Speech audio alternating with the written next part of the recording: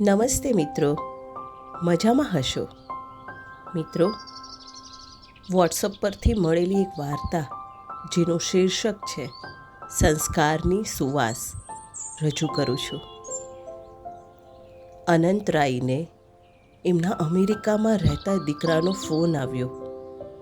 દીકરો ભરત કહી રહ્યો હતો, પપ્પા, આજે 2 લાખ રૂપિયા તમારા બેંકમાં ટ્રાન્સફર કર્યા છે. 10 દિવસ પછી ફાધર્સ ડે આવે છે. આપણા જાણીતા ટુરિસ્ટ મનુભાઈને મળીને તમે જાત્રાએ જઈ આવજો. હા, 4 ધામની જાત્રાએ જઈ આવજો પપ્પા. મમ્મીને પણ 4 ધામની યાત્રા કરવાનું કેટલા સમયથી મન છે. પપ્પા, એકદમ આરામથી યાત્રાનું આયોજન કરજો અને પૈસાની ચિંતા બિલકુલ ન કરતા. મમ્મીને બહુ જ ગમશે અને મને પણ આનંદ થશે.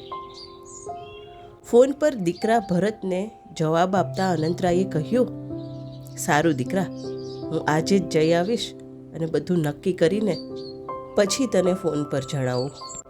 તારી તબિયત સાચવજે દીકરા. ફોન મૂકીને અનંતરાય વિચારે ચડી ગયા. આજના જમાનામાં આવા સંસ્કારી દીકરાઓ ક્યાં મળે? સાચે જ અમે બહુ ભાગ્યશાળી છીએ. ભરત અમેરિકામાં રહીને પણ અમારું કેટલું ધ્યાન રાખે છે.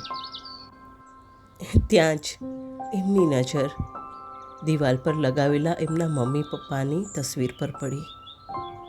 એમની આંખ ભીની થઈ ગઈ. પિતાજી એક સામાન્ય ખેડૂત હતા, પણ મારા ભવિષ્યને ઉજ્જવળ બનાવવા એમણે મને શહેરમાં મોકલ્યો. ખેતરમાં કાળી મજૂરી કરીને પેટે પાટા બાંધીને મને ભણાવ્યો. પણ હું કેટલો કમનસીબ. ભણી ગણીને જ્યારે મારા પિતાજીનું ઋણ ચૂકવવાનો સમય આવ્યો ત્યારે જ મારા પિતાજી સ્વર્ગે સીધા આવ્યા. હું એમની કોઈ સેવા પણ ન કરી શક્યો. પિતાજીનું શેષ જીવન એક રાજાની જેમ જીવડાવવાની મારી ઈચ્છા અધૂરી રહી ગઈ. શું મારા નસીબમાં પિતૃ ઋણ અદા કરવાનું નહીં લખાયું હોય? ત્યાં જ એમને એક વિચાર આવ્યો. વૃદ્ધાશ્રમમાં જીવન વ્યતીત કરતા અનેક વૃદ્ધ પિતાઓ ફાધર્સ ડેના દિવસે એમના દીકરાની યાદમાં ટળવળતા હશે. એમના દીકરાઓની રાહ જોઈ જોઈને એમની નિસ્તેજ થતી આંખો ભીની થતી હશે. ચાલ અનંત, એ વૃદ્ધો માટે હું એમનો દીકરો બનવાની કોશિશ કરું. એમની કોઈ ઈચ્છાઓ અધૂરી રહી ગઈ હોય તો એ પૂરી કરવાની કોશિશ કરું. આ 2 લાખ રૂપિયાથી વધુ તો નહીં, પણ કોઈક વૃદ્ધોનો જીવન તો જીવંતતાથી ભરી જ શકીશ. પણ ખેર, ભરતની મમ્મીની પણ મંજૂરી લેવી જરૂરી છે ને. એને પૂછી તો જોઉં. અનંતરાયે તરત જ પોતાના પત્નીને બૂમ પાડી, સાંભળો છો? આ ભરતે 2 લાખ રૂપિયા 4 ધામની જાત્રા માટે મોકલાવ્યા છે. પણ મને વિચાર આવ્યો છે કે આપણે આ રૂપિયા વૃદ્ધાશ્રમના વૃદ્ધોની અધૂરી મનોકામનાઓ પૂરી કરવા માટે વાપરીએ.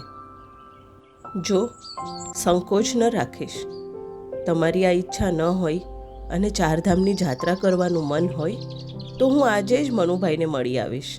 4 ધામની યાત્રાનું નક્કી કરી લઈશ. ભરતની ઈચ્છા તો ખાસ તને જાત્રા કરાવવાની જ છે. આ બધું સાંભળતા જ અનંતરાયના પત્ની જયાબેન બોલી ઉઠ્યા, શું તમે આવા નેક કામમાં તે વળી પૂછવાનું હોય? આપણે ચોક્કસથી એમની જે પણ ઈચ્છાઓ બાકી હશે એ પૂરી કરશું જ.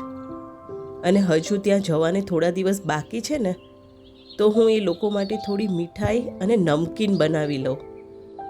ઘરે બનાવેલી મીઠાઈ અને નમકીન મળશે તો એ ખાઈને એમને કેવો સંતોષ થશે. અનંતરાય અને જયાબેને ફાધર્સ ડે વૃદ્ધાશ્રમમાં મનાવ્યો. લોકોમાં અસીમ પ્રેમ વહેંચ્યો અને એમની ઈચ્છાઓ પૂર્ણ કરી. રાત્રે ઘરે પાછા ફરીને એમણે ભરતને ફોન કર્યો અને આ બધી વાતો જણાવી. અનંતરાયને મનમાં હતું કે ભરત આ રીતે રૂપિયા વાપરી નાખ્યા એનાથી નારાજ થશે. પણ ભરત તો રાજી થયો અને બોલ્યો, પપ્પા, તમે અને મમ્મી તો 4 ધામ નહીં 12 ધામની જાત્રા કરીને આવ્યા. મને બહુ જ ગમ્યું. આવતા વર્ષે હું ભારત આવીશ ને, ત્યારે આપણે સાથે ચારધામ અને બારધામ બંનેની યાત્રા કરશું. ફોન પર થઈ રહેલી આ વાતોને લીધે ભારત અને અમેરિકાના બંને ઘરોનું વાતાવરણ સંસ્કારની સુવાસથી મહેકી ઉઠ્યું. મિત્રો, કેવી લાગી આ વાર્તા? કહેવત છે ને, વડ એવા ટેટા, બાપ એવા બેટા.